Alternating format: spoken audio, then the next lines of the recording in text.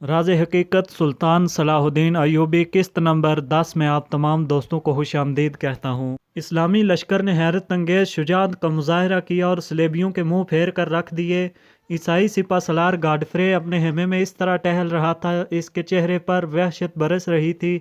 फिर जब उसका नायब डेरेक खेमे में दाखिल हुआ तो गाडफ्रे किसी जुनूनी इंसान की तरह उस पर झपट पड़ा और कहने लगा, तेरी सारी इतलात गलत थी। 1000 सिपाही 50,000 फौजियों का मुकाबला किस तरह कर सकते हैं? मुझे पूरा यकीन है वो मुसलमान हमारी तादाद के बराबर हैं। नायब सालार डेरेक कस्में खा खा कर गाडफ्रे को यकीन दिलाता रहा कि इसकी फराम करदा मालूमात हर्फ ब हर्फ दुरुस्त हैं। अभी अभी यरूशलेम का एक ईसाई ये खबर लेकर आया था कि हम दस्त ब दस्त जंग में मुसलमानों पर गालिब नहीं आ सकेंगे। फिर हमें किस तरह गलबा हासिल होगा? गाडफ्रे ने अपने नायब डेरेक को एक गलीज गाली देते हुए कहा। उस शख्स का कहना है कि इफ्तिखारुद्दौला ने बड़ी जहानत से अपनी दिफाई पोजीशनें संभाल रखी हैं। डेरेक एक एक लफ्ज़ पर जोर देते हुए बोल रहा था। उस शख्स की राय के मुताबिक अगर शहर की फसील पर शदीद संगबारी की जाए और फसील के इन्हदाम के बाद पूरा ईसाई लश्कर शहर में दाखिल होकर बेक वक्त मुसलमानों पर हमला आवर हो तो सलेबियों को फतह हासिल हो सकती है। ये एक अच्छी खबर थी जिसे सुनकर गाडफ्रे के चेहरे का तनाव कम हो गया और उसके होंठों पर हफीफ सी मुस्कुराहट उभर आई। फिर दूसरे दिन गाडफ्रे ने अपने सिपाहियों को हुक्म दिया कि वो रोज़ शब काम करके बड़ी तादाद में मंजनीकें तैयार करें। जब ईसाइयों का नया असला तैयार हो गया तो गाडफ्रे के हुक्म पर शदीद संगबारी की गई। कई दिन की मुसलसल कोशिशों के बाद शहर की फसील में 2-3 शगाफ पड़ गए, मगर मुजाहिदीन इस्लाम ने सलेबियों को अंदर दाखिल नहीं होने दिया। शहर का ये मुहासरा 40 दिन तक जारी रहा। इस दौरान में ईसाई सालार गाडफ्रे ने कई चालें चली, मगर वो शहर पर कब्जा करने में नाकाम रहा। यरूशलेम के ईसाई बेस बदल बदल कर गाडफ्रे के लश्कर में दाखिल हो रहे थे और इफ्तिखारुद्दौला के दिफाई इंतजामात की खबरें दे रहे थे। बिलाखिर गाडफ्रे ने अपना पूरा लश्कर समेट कर जंग में झोंक दिया। 12 घंटे तक मुसलसल लड़ाई होती रही, मगर सलेबी मुसलमानों पर गालिब ना आ सके। यहाँ तक कि ईसाई लश्कर पर मायूसियों के बादल छाने लगे। अक्सर ईसाई सिपाहियों की ज़ुबान पर एक ही जुमला था, अब तो कोई ताकत यरूशलेम को फतह नहीं कर सकती।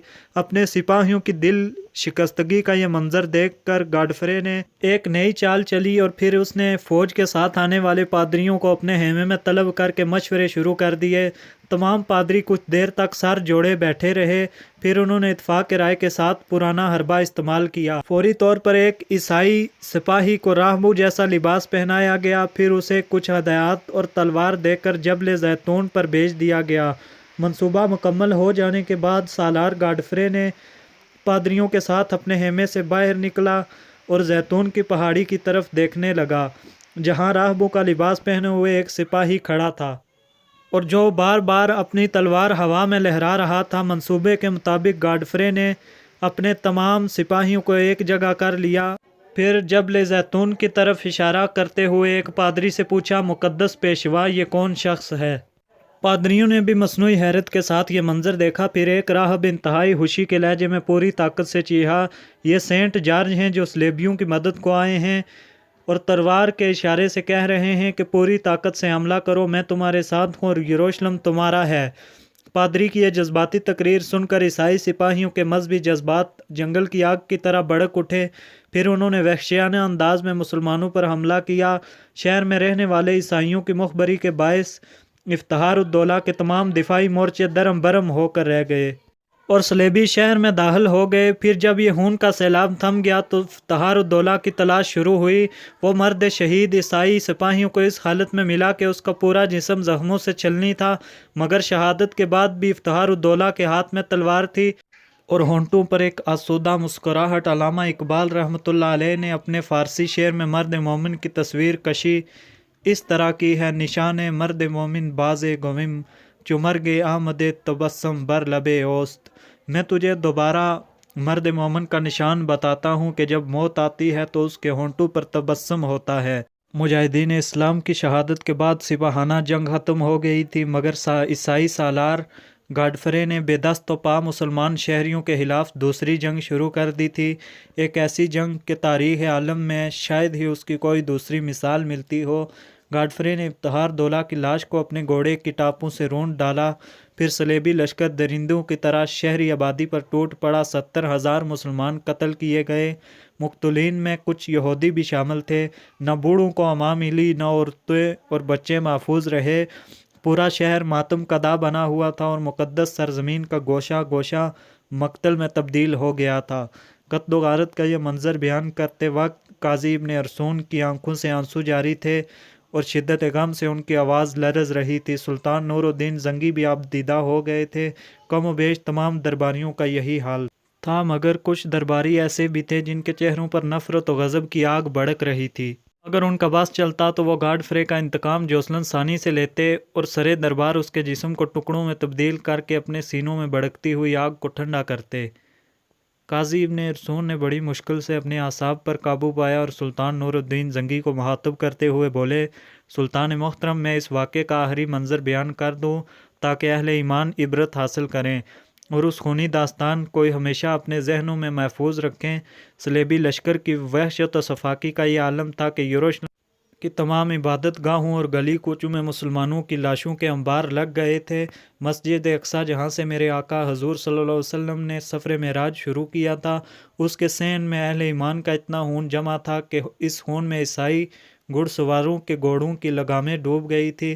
حضرت عیسیٰ علیہ السلام کے مزار مبارک کے سوا بیت المقدس میں کوئی ایسا گوشہ موجود نہیں تھا جو مسلمانوں کے خون سے تر نہ ہو۔ اس قتل و غارت کے بعد مسجد عمر رضی اللہ کو جی بھر کے لوٹا گیا۔ اس کا سارا قیمتی آرائشی سامان 6 بڑی بڑی گاڑیوں میں بھر کے لے جایا گیا۔ یہ کہہ کر قاضی ابن ارسطون نے جوسلن ثانی کی طرف اشارہ کیا، یہ شخص جو آج آپ کے سامنے زنجیریں پہنے کھڑا ہے اور اسلام کی شان میں قصیدے پڑھ کر اپنی زندگی کی بھیک مانگ رہا ہے، اسی خون آشام گاڈفرے کا پرجوش ہمنوا اور معتقد حاص ہے۔ یہ کہہ کر قاضی ابن ارسطون اپنی نشست پر بیٹھ گئے۔ سلطان نور الدین زنگی نے صلیبیوں کے مظالم کی لرزہ خیز تاریخ سن کر جوسلن ثانی کی قسمت کا فیصلہ کر دیا۔ تھوڑی ہی دیر بعد ایک دراز قامت جلاد اپنے ہاتھ میں لوہے کی ایک تپتی ہوئی سرخ سلاح لے کر داخل ہوا۔ کئی سپاہیوں نے مضبوطی سے جوسلن ثانی کے دونوں بازو پکڑ لیے اور پھر جلاد نے اس کی آنکھوں میں سرخ سلاخ پھیر دی۔ چند لمحوں تک جوسلن ثانی کی دردناک چیخوں سے پورا دربار گونجتا رہا، پھر بے ہوش ہو کر فرش پر گر پڑا۔ اس کے بعد اسے حلب کے قید خانے میں ڈال دیا گیا، جہاں وہ دیواروں سے سر ٹکرا ٹکرا کر اپنی بدنصیبی کا ماتم کرتا رہا۔ اس وقت حاضرین دربار میں 10 سالہ یوسف صلاح الدین ایوبی بھی شامل تھا۔ اس نے اپنے استاد قاضی ابن ارسطون کی زبانی صلیبی جنگوں اور عیسائیوں کے مظالم کی تاریخ بڑی توجہ سے سنی تھی۔ یوسف بڑی پابندی کے ساتھ قاضی ابن ارسطون کے درس میں شریک ہوتا تھا، نتیجتاً اس کا شوق مطالعہ بڑھتا ہی جا رہا تھا۔ باپ نجم الدین ایوب اور چچا اسد الدین شیرکو صلاح الدین کو بار بار ٹوکتے تھے کہ تم اول و آخر ایک مجاہد خاندان کے فرزند ہو، پھر یہ کیسی عجیب بات ہے کہ تمہیں شمشیر و سناء اور شخ سواری سے کوئی رغبت نہیں، آخر تمہیں ان کتابوں میں کیا نظر آتا ہے؟ یوسف بڑے اطمینان سے جواب دیتا، کتابیں میری دوست ہیں، میدان جنگ سے مجھے وحشت ہوتی ہے اور کتب خانے کے ایک گوشے میں سکون ملتا ہے۔ بیٹے کا یہ جواب سن کر باپ کو شدید مایوسی ہوئی اور نجم الدین ایوب نے انتہائی تلخ لہجے میں یوسف صلاح الدین کو مخاطب کرتے ہوئے کہا، اس کا مطلب ہے کہ تم فطرتاً ایک بزدل بچے ہو۔ نہیں بابا محترم، یوسف صلاح الدین کا لہجہ انتہائی مؤدبانہ تھا، مگر اس سے استقامت اور خود اعتمادی جھلک رہی تھی۔ مجھے موت سے ڈر نہیں لگتا، مگر میں انسانی خون بہتا ہوا نہیں دیکھ سکتا۔ صلاح الدین کی یہ امن پسندانہ روش دیکھ کر نجم الدین ایوب اور اسد الدین شیرکو کی توجہ اس کی طرف سے کم ہو گئی۔ پھر وہ دونوں یوسف کے بڑے بھائی توران شاہ کو فوجی تربیت دینے لگے۔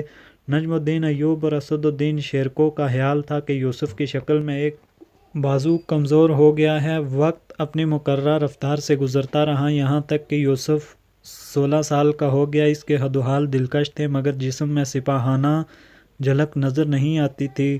مذہبی تعلیم کے ساتھ یوسف صلاح الدین کو شعر و شاعری سے بھی بہت دلچسپی تھی، اس لیے اس کا طرز متکلم نرم و شیریں اور بڑی حد تک شاعرانہ تھا۔